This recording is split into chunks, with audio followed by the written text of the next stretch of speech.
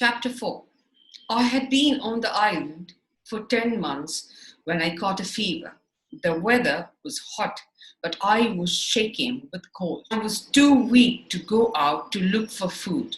There was nobody to help me, and I had no medicines. I grew so thin and weak that I thought I was going to die. However, I did not die.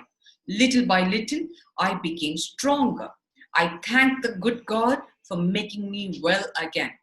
When I was quite better, I decided to look at the other parts of the island. I followed the little stream where I had landed my goods. This led me to some green plains where wild sugar canes were growing. I also found some grapes here. I ate a lot of these. Then I filled a basket with some of them. I planned to dry them. I knew that dried grapes, usually called raisins, form a good food. I slept that night in a tree. Next day, I traveled farther and came to the loveliest valley that I had ever seen. Orange and lemon trees were growing in it.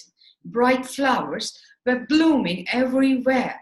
Birds with bright feathers were flying here and there.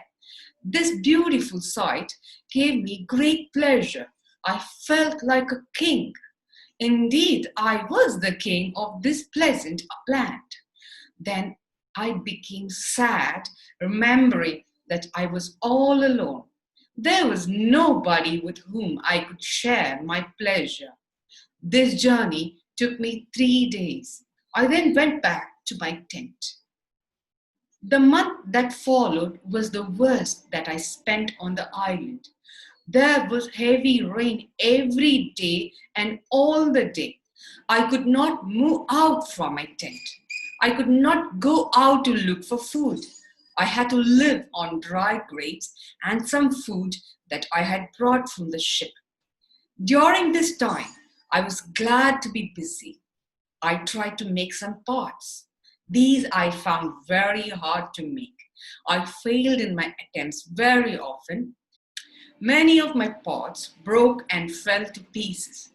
In the end, after 2 months' work, I succeeded in making several small pots and cups, and also 2 large, ugly things. I can hardly call them jars. This is how I made them.